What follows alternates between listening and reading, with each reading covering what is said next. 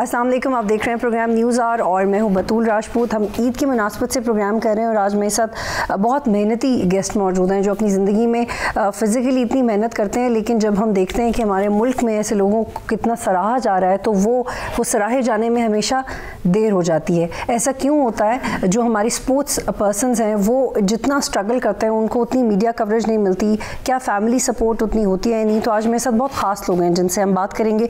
उरूज कियानी साहिबा मेरे साथ मौजूद हैं, नेज़ाबाज हैं। In fact this is so interesting कि खातून ऐसे कैसे कर सकती है। She so brilliant. कुछ अर्सा पहले मेरी उनसे मुलाकात हुई और मैं बहुत इंटरेस्टेड थी कि वो आएँ और प्रोग्राम्स में भी जाती हैं कि वो बताएं कि उन्होंने ये चूज़ क्यों किया और इतनी मुश्किल स्पोर्ट्स एक खातून होते हुए वैसी फ़िज़िकल स्ट्रेंथ आप कैसे गेन कर सकते हैं, इस हवाले से भी बात करेंगे। ज़ीशान नकवी साहब मेरे साथ मौजूद हैं, सदर ट्रेडिशनल स्पोर्ट्स काउंसिल हैं। अहमद नवाज़ खानज़ादा मेरे साथ हैं, वेट लिफ्टर हैं, मतलब this is too difficult, come on. और हमना मुदस्सिर भी मेरे साथ होंगी और वो नेट बॉल की टीम के कैप्टन हैं। इन सबसे हम बात करेंगे। ये बहुत ज़्यादा मुझे खुशी होती है जब लोग स्पोर्ट्स करते हैं। मैं I always want my kids to be in the sports, लेकिन मुझे उनको कन्विंस करने में कि एक ही स्पोर्ट पे फोकस करें ये कितना मुश्किल होता है। तो रूज आपसे शुरू करती हूँ, आपको आपकी फैमिली की सपोर्ट कितनी थी जब आपने शुरू किया? काफ़ी ज़्यादा थी। ऑफ कोर्स ये शुरू मैंने अपने इंटरेस्ट से किया, बल्कि मैं हॉर्स जंपिंग के इवेंट्स कर रही थी और मेरा रुझान थोड़ा इंड्योरेंस की तरफ जा रहा था। तो मेरे वालिद जो हैं उनकी सजेशन थी कि आप नेज़ाबाज क्यों नहीं ट्राई करते। आई थिंक वो एक दो दफ़ा उन्होंने मुझे थोड़े से मुश्किल घोड़ों को राइड करता देखा और स्पीड से नहीं डरती थी, तो उन्होंने कहा था कि आपके अंदर है एप्टीट्यूड, तो आप वैसे ही just give it a try. वो ट्रायल में इतना मुझे शौक पैदा हो गया कि I wanted to pursue it and अल्हम्दुलिल्लाह like I have been pursuing it for the past year. और कुछ नए लोग हैं जिनको एग्जैक्टली इस गेम का नहीं पता, तो ज़रा तफसील से बताओ कि इसमें करते क्या है। सो नेज़ाबाजी तो खैर हमारा बहुत एक कल्चरल स्पोर्ट है, बहुत पुराना स्पोर्ट है। This goes back a long वे। इसको कैवलरी स्पोर्ट कहते हैं। बेसिकली ये जंगों में होता था जहाँ दुश्मन के जो टेंट थे उनके किले उठाते थे चार जवान जाके घोड़ों पे स्पीड से, और वो टेंट दुश्मन पे गिरता था। सो ये कैवल स्पोर्ट था जिसको फिर अडॉप्ट कर लिया गया। पर हमारे कल्चर में इसका काफ़ी मज़े का एस्पेक्ट इस तरह डेवलप होने लग गया कि कुछ इलाकों में ये जब शादियाँ होती थी तो जो गेस्ट्स होते थे उनको बिजी करने के लिए नेज़ाबाजी के इवेंट्स दिन में रखे जाते थे मर्दों को। तो ये हमारे इलाकों में आके बड़ी डेवलप होता है। अब हमारा जो बिगेस्ट इवेंट है नेज़ाबाजी का, उस पर कई 2-3 हज़ार सवार होता है। It's very well known within our community.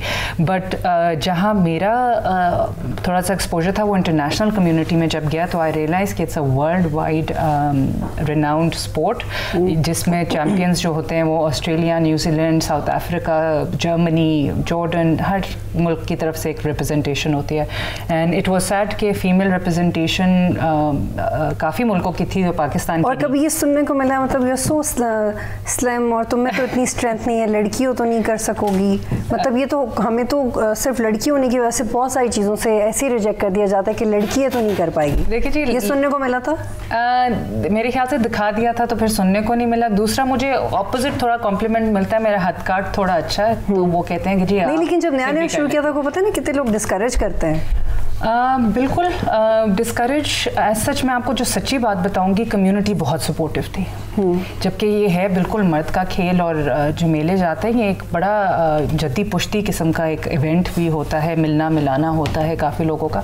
उसमें भी एज सच मुझे इतनी बैकलैश नहीं आई, और जो आई भी वो सामने कभी नहीं आई। शायद पीछे से होता होगा कि ये क्या औरत आ गई है स्पोर्ट में, लेकिन जस्ट जनरली बहुत रिस्पेक्टफुल थे, बहुत इंकरेजिंग थे। मुझे बहुत पुराने बूढ़े सवार जो हमारे मलिकता के जो हॉर्स ट्रेनर्स थे और इस तरह जो पुराने लोगों के, उन्होंने आके थापी दी हमेशा कि बेटा शाबाश, अच्छा लगा। चलें इस पे और भी बात करेंगे। अहमद नवाज साहब, आप मुझे बताइएगा कि आपको ये शौक़ किस तरह से पैदा हुआ। And it is quite difficult, इसके लिए तो बाकायदा लाइफस्टाइल और एक डाइट और एक फ़िज़िकलिटी चाहिए। तो आप बहुत छोटे होते से ही इसको सीख रहे थे? वेट लिफ्टिंग मैंने मतलब अभी प्रीवियस ईयर से स्टार्ट की। मैं फ़िटनेस में शुरू से था, बचपन से था। मतलब आई वाज लाइक 6 इयर्स, तो मैं शुरू से फ़िटनेस का शौक़ था। मैं बॉडी बनानी है, अच्छा दिखना है, उसके चक्कर में मैं पढ़ा। बॉडी बनानी है, अच्छा दिखना है, मतलब बॉडी अच्छी होती है तो बंदा अच्छा करियर शुरू कर दिया। उसमें मैं फुटबॉल खेलता था। तो यूनिवर्सिटी में मैं जब आया तो यहाँ पे फिर मैंने मतलब स्पोर्ट्स ऑफिस में टीम रजिस्टर करने गया था अपने टूर्नामेंट की। तो आगे ये कामयाब हंट वाले आए हुए थे जो, तो उन्होंने कहा कि आपकी फ़िज़ीक अच्छी है, आप वेट लिफ्टिंग करें। तो मैंने बस शुरू की, तो मैं मतलब बेस कर रहा था उसमें, सबको पीछे छोड़ रहा था। मैंने ट्रायल्स में 82 उठा लिया था। तो फिर ऐसे ही चलते चलते मैं जीत गया, गोल्ड ले आया। अम्मा क्या खिलाती हैं? अम्मा देसी चीज़ और लस्सी और शुरू से मतलब डाइट अच्छी थी। हाँ। तो ऐसा कोई डाइटिंग नहीं की मैंने, मतलब ऑयल कम फैट ऐसे कभी नहीं देखा, जो अम्मा दे दें खा लेता था। और फिर मेहनत बहुत ज़्यादा करता था। मतलब शुरू से फुटबॉल खेला, 4-4 घंटे फुटबॉल खेलता था और बहुत ज़्यादा वर्कआउट करता था। तो आपका बैकग्राउंड क्या है? बैकग्राउंड मतलब सारे पढ़ाई की तरफ ही, मतलब अम्मी भी मेरी BS B.Ed हैं, अबू भी, मतलब हमारा काम भी घोड़ों का है वैसे। हाँ जी, हम सेल परचेज करते हैं, तो घोड़ों का काम है। तो घोड़ों के साथ भी इनको पता बहुत मेहनत होती है, तो उसमें भी बहुत ज़्यादा स्ट्रेंथ चाहिए होती है। मैं मतलब एक वक्त पे 2 घोड़े संभालता था, तो सिर्फ अपने आप को चेक करने के लिए। तो बस इसी तरह लगे रहे। तो शुरू में कैसा फीडबैक आता था? स्पोर्ट्स में तो इतना इनकरेजिंग माहौल? स्पोर्ट्स में देखी जाए तो फुटबॉल में बिल्कुल भी नहीं है, मतलब बहुत अच्छे लड़के खेल रहे हैं, उनको नहीं है। वेट लिफ्टिंग में काफ़ी है, वेट लिफ्टिंग में क्योंकि आपके पास ना कैटेगरीज आ जाती हैं कि आपने जीतना है तो आपने आगे जाना है, तो उस सीन में जो जीता जाएगा वो आगे जाता जाएगा। तो इसी तरह हम बस जीत गए और इंशाल्लाह नेशनल लेवल पे। तो अभी किन लेवल्स पे अपनी पाकिस्तान? प्रोविंशियल लेवल पे मैं गोल्ड जीता हूं जी। तो क्या चैलेंजेस आए और आपने क्या खामियां देखी? खामियां ये देखी, थोड़ी सी प्रैक्टिस कम थी मेरी, और उस वजह से मतलब थोड़ा सा मुझे ना ऑब्स्टिकल्स को फेस करना पड़ा। तो उसको बस आगे करना है, टेक्निक सीखनी है और इंशाल्लाह मैं ओलंपिक खेलने का। तो ऐसा होता है, मैं तो बहुत सतही से सवाल करूंगी कि एक ऐसा पॉइंट आता है जब बंदा सोचता है कि अब उठाया नहीं जा रहा है मुझसे, लेकिन फिर हो जाता है वो। बिल्कुल ऐसा होता है। वो मॉरल्स और फिजिकल स्ट्रेंथ कहाँ से आती है वहाँ पे? बस बंदा जब आगे और सारा क्राउड देखता है, तो मेरा अपना कोच सामने बैठा था, उन्होंने मुझे देखा, उन्होंने कहा तूने करना है। अच्छा, वो ऐसा तो नहीं होता कि वो जिससे आप सबसे ज्यादा मोहब्बत करते हैं उसके बारे में सोचें और वो फिर बहुत ज्यादा पावर आ जाएगी, मतलब फिल्म में होता है। ऐसा कुछ नहीं है, उस टाइम पे इतना वेट हाथ पे होता है कि आप नहीं देख सकते, आपको सोच ही नहीं आती, अगर भाई गिर गया तो मैं गया। बस फिर सामने बैठे होते हैं कोच, वो मोटिवेट कर रहे होते हैं और बस उठा लिया। ठीक है, ज़ीशान नकवी साहब, आप प्रेजेंट हैं सदर ट्रेडिशनल स्पोर्ट्स के, तो आप ये मुझे बताएं कि स्पोर्ट्स में नौजवानों का रुझान, उनको कन्विंस करने में जो आपको फैसिलिटीज़ हैं उसके बारे में क्या कहेंगे आप? इस हवाले से जी बाकी तो माशाल्लाह फैसिलिटीज़ पाकिस्तान में हैं, जैसे क्रिकेट ख़ास तौर पे होगी, हॉकी की भी हैं कुछ फैसिलिटीज़, लेकिन ट्रेडिशनल स्पोर्ट्स की तरफ कोई फोकस उस तरह नहीं किया गया। मतलब जिस तरह आप देखेंगे कहीं पे भी उस तरह का टेम्प्रेरी ग्राउंड्स तो बना ली जाते हैं, जैसे नेज़ाबाजी होती है या बैल दौड़ होगी, या हमारे ट्रेडिशनल स्पोर्ट्स में तो आपको पता है, जैसे हम बचपन में सारे पिट्ठू गरम, ये गुल्ली डंडा, इस तरह की काफ़ी सारी अच्छी गेम्स होती थी जिस तरह, लेकिन वो अब तो हम भी भूलते जा रहे हैं, बल्कि हमारे बच्चों को तो पता ही नहीं है गेम्स होती क्या है। तो उस वाले से ग्राउंड्स की बड़ी कमी है, ख़ास तौर पे जो नेज़ाबाजी के हवाले से भी अब देखा जाए तो टेम्प्रेरी ग्राउंड्स बनाए जाते हैं पूरे मुल्क में। देखें, हालांकि इतना रिच कल्चर है और इतना इसको पसंद किया जाता है पूरे, समझे ख़ास तौर पे पंजाब में तो ये बहुत फेमस गेम है। उसके अलावा अब तो बलूचिस्तान में भी ये खेली जा रही है, सिंध में भी इसके इवेंट्स हो रहे हैं, KPK में बहुत पसंद की जाती है। तो इस हवाले से गवर्नमेंट को भी चाहिए कि इसको की तरफ फोकस करें, अच्छे ग्राउंड्स हों। जैसे अब लाहौर में एक शुरू होता था, अभी गवर्नमेंट ने शुरू किया है दोबारा, हॉर्स एंड कैटल शो होता था, पूरी दुनिया में देखा जाता था और पूरी दुनिया में बड़ा पसंद किया जाता था। तो अब शुरू हुआ है उस तरह के इवेंट्स, अगर आप कैपिटल है इस्लामाबाद में भी हों तो हम तो चाह रहे हैं कि हम उसको होस्ट भी करें ताकि अच्छे लेवल पे हम अपना कल्चर जो है पूरी दुनिया को दिखा सकें। ठीक है, और इसमें प्रोफेशनलिज्म कितना, उससे बात करेंगे। हमना मुदस्सिर है मेरे साथ। हमना, आप मुझे बताइएगा कि एक खातून की हैसियत से क्या चैलेंजेस आए आपको इस फील्ड में? अस्सलाम वालेकुम। पहले तो यहाँ पे देखा जाता है कि वुमेन स्पोर्ट्स बहुत कम है। यूजली मेल को प्रेफरेंस दी जाती है कि इनको सपोर्ट किया जाता है। अल्हम्दुलिल्लाह मुझे फैमिली से तो कोई चैलेंजेस नहीं आए और जो हमारी फेडरेशन है उसमें भी हमें पूरा सपोर्ट किया गया, तो एज सच कोई चैलेंजेस नहीं आए। लेकिन बहुत सी ऐसी फीमेल्स हैं जो जिनको अर्ली एज से मना कर दिया जाता है स्पोर्ट्स में पार्ट लेने का, और उन्हें बोला जाता है कि ये फील्ड आप लोगों के लिए नहीं है, और बहुत चीज़ें उन्हें मना कर दी जाती हैं। आई थिंक ये वुमेन का आगे स्पोर्ट्स में और आना उन सब के लिए एक सपोर्ट है और उन्हें एक प्लेटफॉर्म देता है कि वो अपनी मेहनत और अपने टैलेंट को यूज़ कर सकें। ठीक है, उरूज मुझे बताइएगा कि आपको प्रोफेशनलिज्म कितना नज़र आता है, ओवरऑल जो वर्किंग एटमॉस्फेयर है वो कैसा है? जी, मेरी कल भी यही डिस्कशन हो रही थी एक साहब के साथ कि अनफॉर्चुनेटली पाकिस्तान में थोड़ा सा भी professionalism takes you a long way. आप एकदम से स्टैंड आउट करने लग जाते हैं। अगर आपका डिसिप्लिन हो, आपका प्रोफेशनलिज्म हो, आपका एक थोड़ा सा प्रोग्रेसिव माइंडसेट हो, तो उसकी कमी डेफिनेटली है। और डेफिनेटली जितना हम एक सतह पे ऑर्गेनाइज्ड, बल्कि हमारी अभी भी इनसे यही बात हो रही थी कि पॉलिसीज़ डेवलप हों, आपकी टर्म्स एंड कंडीशंस हों, आप थोड़ा सा अपने आप को कम्पीट करें इंटरनेशनल स्टैंडर्ड पे, उस सब की ज़रूरत है। हमारे पास टैलेंट इतना है कि आपकी सोच है, इतना हमारे पास मेहनती और टैलेंटेड बच्चा है हमारे पास, तो एग्जाम्पल बैठी हुई भी है। पर ऑफ कोर्स जब उसको प्लेटफॉर्म नहीं मिलेगा, सपोर्ट नहीं मिलेगी, मेरिट पे डेवलपमेंट नहीं होगी, जब तक सिफारिशों का सिस्टम ख़त्म नहीं होगा, तो आपका अच्छा टैलेंट को उसकी ड्यू रिस्पेक्ट नहीं मिल सकती। अच्छा अहमद, आपको अपनी सिफारिश करवानी पड़ी?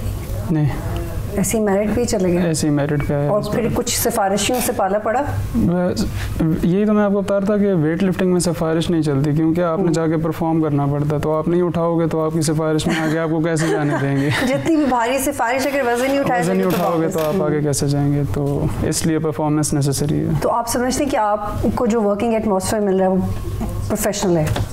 वर्किंग वेट लिफ्टिंग में है, लेकिन अब जैसे कि अब मेरे नेशनल्स आगे आ रहे हैं, मुझे ट्रेनिंग की ज़रूरत है, तो मैंने बोला, लेकिन इक्विपमेंट प्रोवाइड नहीं हुआ। तो ऐसे ही मतलब तो आपको इक्विपमेंट किसने प्रोवाइड करना? तो मतलब यूनिवर्सिटी करे ना मुझे, तो मतलब मुझे मिलना चाहिए, लेकिन नहीं मिला।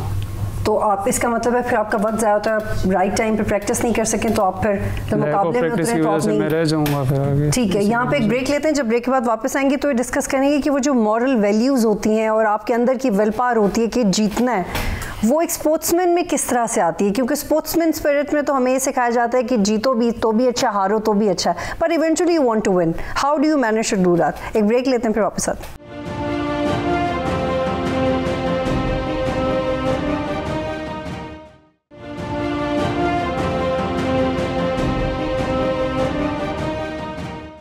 प्रोग्राम में खुशामदीद। हमना, मुझे बताइएगा कि आपने भी गोल्ड मेडल जीता है रिसेंटली, तो ये जो जीतने का जज्बा है, जब when eventually it comes true, तो कैसा लगता है और आप इसको मेंटेन कैसे कर सकते? Can you have sustainable success? I think जब आप एक इंटरनेशनल प्लेटफॉर्म पे ये जर्सी पहनते हो, the name of your country Pakistan, उससे ही एक अलग जज्बा पैदा हो जाता है। You know, to represent your country is a such a big honour. सही है, आपके अंदर वो जज्बा होता है कि that you have to pay back to the country. आप जब कोर्ट में उतरते हो, specially I have seen the girls जो हमारे साथ थी, हम सब ने जब खेला तो एक जज्बा था कि हमें पाकिस्तान के लिए कुछ करके दिखाना है। एंड इवेंचुअली जब आप चाहे आप हारो या जीतो, आप जब हारते हो आपको अपनी गलतियां समझ आती हैं, आपको अपना रूम फॉर इम्प्रूवमेंट दिखता है। जब आप जीतते हो आपको समझ आता है कि आप क्या चीज़ें हैं जिन्होंने आपको मोटिवेट किया जीतने के लिए। तो वो एक पहले तो कि जब आप ये जर्सी पहनते हो तो वो जो जज्बा खुद ही पैदा हो जाता है। जब आप एक चीज़ के लिए कंटिन्यूसली प्रैक्टिस करते हो, वो जज्बा हम सबको मोटिवेट करता रहता है। इसके अलावा जो सपोर्ट हमें फेडरेशन से मिलता है, उसकी वजह से भी हमने बहुत अच्छा खेला है।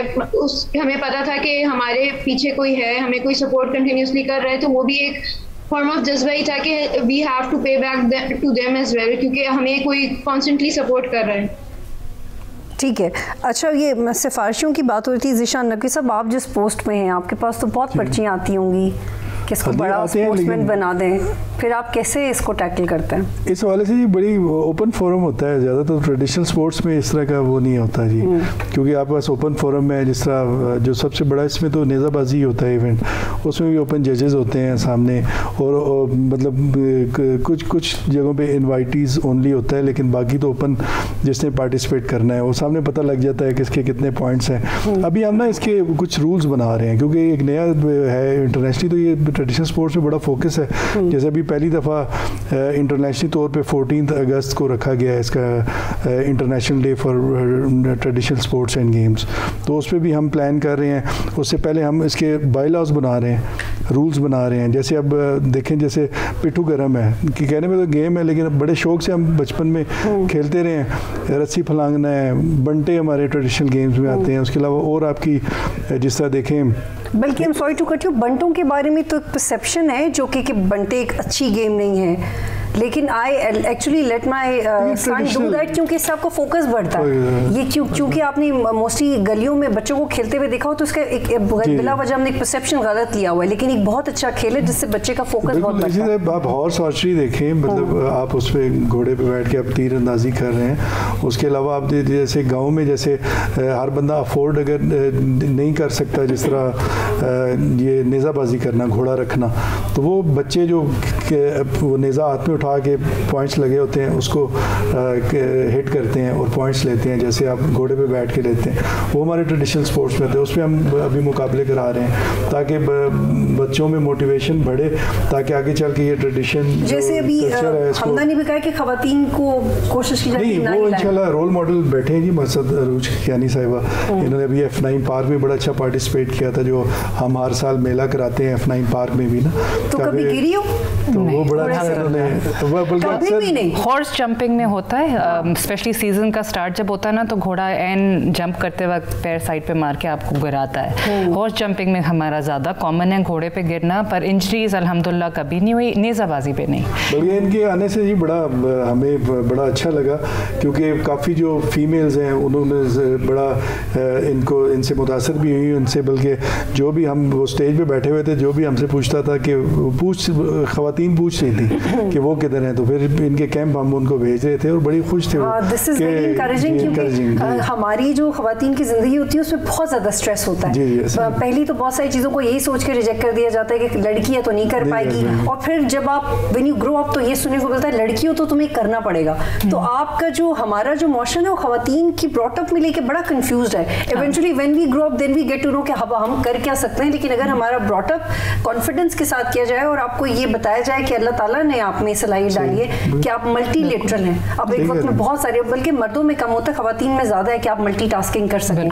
तो अहमद ज़्यादा खवातीन की मैंने तारीफ कर दिया है, नहीं बोल, बिल्कुल बुरा नहीं लगा। तो जैसे हमना ने कहा कि खवातीन को प्रेफरेंस कम देते, क्या मेल आ जाए, मेल स्पोर्ट्समैन को ट्रेन करना आसान है, आपने भी ऐसा देखा है? जी, खवातीन को कम प्रायोरिटी नहीं मिलती उनको। ऐसा क्यों है? बस माइंडसेट बना हुआ है इन सब का, मतलब एजुकेशन कम है इनकी। थोड़ी सी कोचेस की भी लैक है ना, फीमेल ट्रेनर्स नहीं है।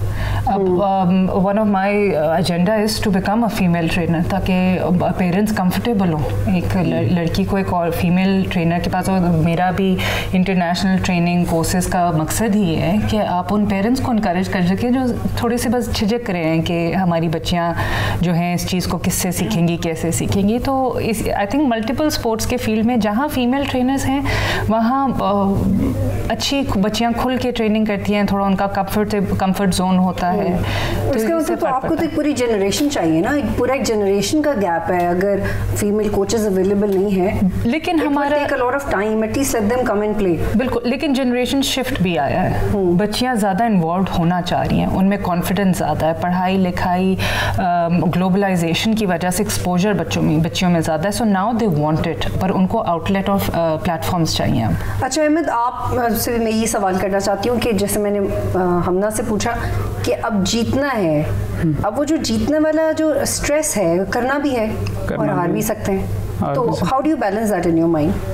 बस यही सोच के जाते हैं कि यार रिप्रेजेंट कर रहे हैं पाकिस्तान को, तो अपना पूरा ट्राई करेंगे। अब आप सबको याद होगा कि वो जो लॉन्ग जंप वाला हमारा प्लेयर था 1.5 साल पहले, बिल्कुल, वो कितने कम मार्जिन से हारा। यही बात है। और शायद we were all standing behind him. It was very exciting as a nation. Media coverage मिली और वो शायद उसका प्रैक्टिस का कम था या कुछ और, मुझे वो रीज़न तो याद नहीं किस वजह से, लेकिन ये कि see we have a lot of stars among us. यही बात है, बहुत ज़्यादा टैलेंट है, लेकिन उनको मतलब वो ब्रॉट अप नहीं मिलता, वो वाला उनको नरिशिंग नहीं मिलती, वो नहीं आगे परफॉर्म कर सकते।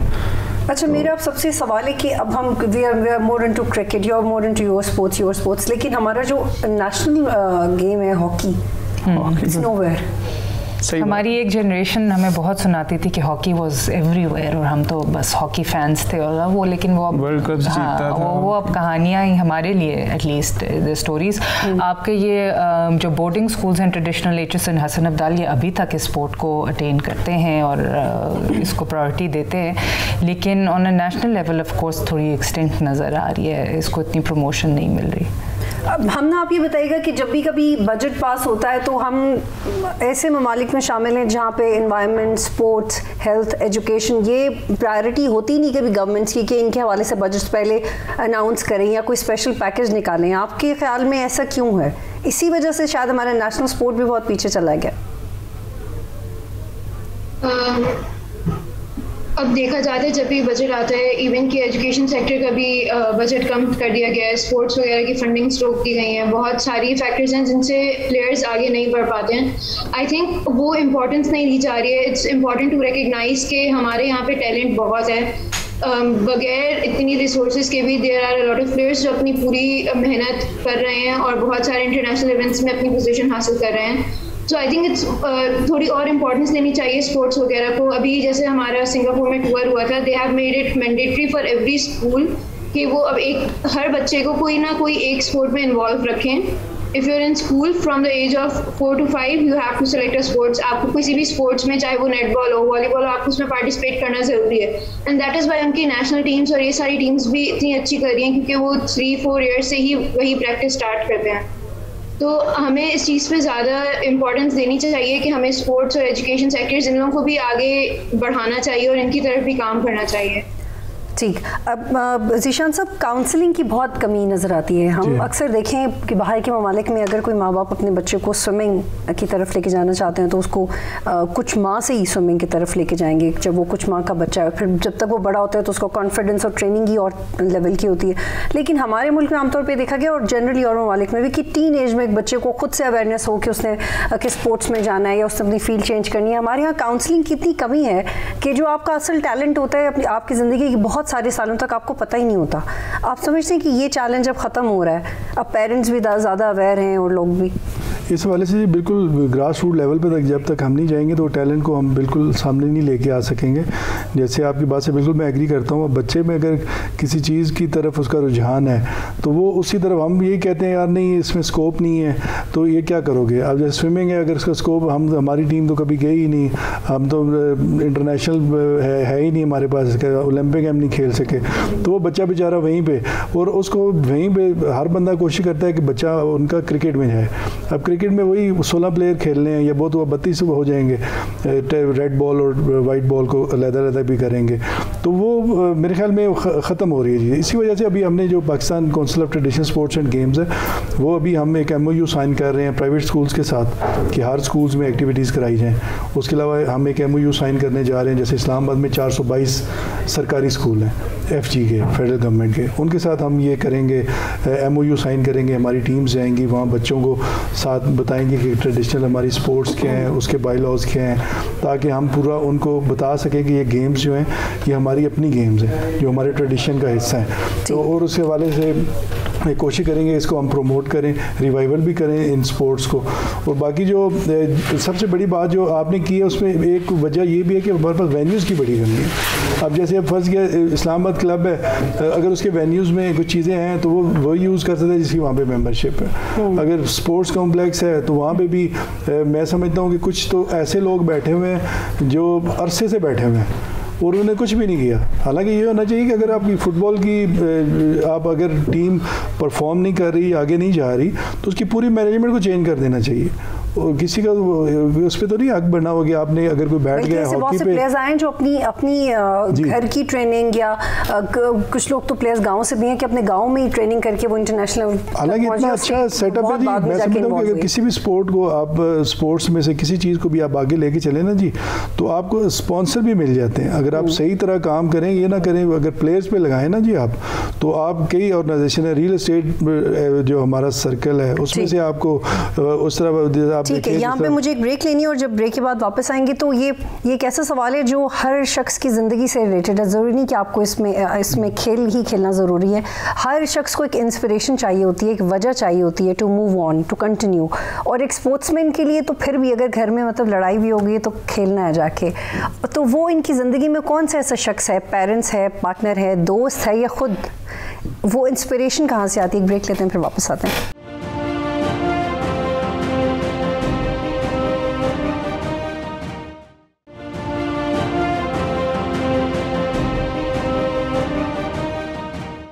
प्रोग्राम में खुश आमदीद। हमना, आप मुझे बताइएगा कि आपको इंस्पिरेशन कहाँ से आती है रोज़ लड़ने की, खेलने की? आई थिंक जब एक प्लेयर स्टार्ट करता है खेलना, उनकी एक अटैचमेंट उस गेम के साथ बन जाती है। तो व्हेनेवर यू फीलिंग लो या फिर आपको पता होता है कोई टूर्नामेंट आ रहा है या वैसे भी नॉर्मल प्रैक्टिस डेज में भी आपके पास वो अटैचमेंट होती है जिसकी वजह से आप हर रोज़ उठते हो। Otherwise for players, specially for women, उनके पेरेंट्स का सपोर्ट होना बहुत इंपॉर्टेंट है। अ लॉट ऑफ पेरेंट्स, जैसे मैंने पहले बोला, they do not allow their daughters to play. तो अगर आपके पेरेंट्स का सपोर्ट हो और आपके अंदर वो जज्बा हो, तो I think every player, her player सुबह उठ के जाना चाहता है कोर्ट के अंदर और प्रैक्टिस करना चाहता है। ठीक है, उरूज, आपने कहाँ से, आपको कहाँ से रोज़ की इंस्पिरेशन कहाँ से आती है? इंस्पिरेशन टू बी ऑनेस्ट दूसरी औरतों से।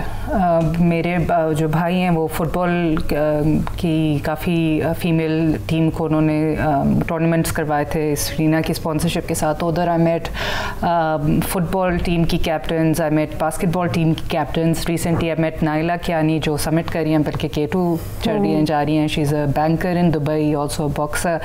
तो जब आप इस तरह की औरतों को मिलते हैं तो आपका हौसला अफजाई होती है ना। आई फील कि हमारी रिस्पॉन्सिबिलिटी भी है, हम खुद और ये कंपैरिजन्स आपको सिक्योर भी रखते हैं, करते भी हैं प्राइमरीली, वरना हम इनसिक्योर हो जाते हैं कि फलां को मिल रहा है और मुझे नहीं मिल रहा। और हमारी जिम्मेदारी है इनको ऑनर करना। So and they honor us and it's a community that we need to build up. हम औरतों को, I personally feel कि ये it's also a good time to point this out कि there should be a platform जहाँ ये सारी औरतें they come together and they inspire the new generation. ठीक है, अहमद, आपको कौन इंस्पायर करता है? मुझे इंस्पायर जैसे कि top of the line athletes जा रहे होते हैं, मतलब उनको देखता हूँ, मैं कहता हूँ यार इनके पास भी वही सब कुछ है जो मेरे पास है, तो क्यों ना मैं इनकी जगह हूँ। तो बस उसके लिए रोज़ मैं काम करता हूँ, रोज़ मतलब वर्कआउट। और आपको किसने ज़्यादा, आपकी फैमिली में से किस इंडिविजुअल ने सबसे ज़्यादा सपोर्ट मुझे किया? फैमिली कभी मेरे लिए हर्डल नहीं बनी, मतलब सारे बहुत सपोर्टिव मेरे। मैं जब भी करके आऊँ सारे बहन भाई मामा पापा पूछते हैं हाँ भाई आज क्या हुआ, हारे जीते। मैं चढ़ रहा होता हूँ तो देख लेते हैं मेरा मुँह गया, आज हार के आए हो, आज जीत के आए हो। तो ऐसे मतलब कि मामा बहुत सपोर्टिव, मतलब मुझे कभी ना नहीं की। कहीं रात को 2 बजे मैं फ़ुटबॉल खेलने आऊँगा, वेट लिफ्टिंग करने आऊँगा, तो मामा कहेंगे ठीक है जाओ, वरना तो 8 से पहले घर होना है। हाँ बिल्कुल। बहुत शुक्रिया तमाम मेहमानों का मुझे ज्वाइन करने के लिए। ईद मुबारक। अल्लाह हाफ़िज़।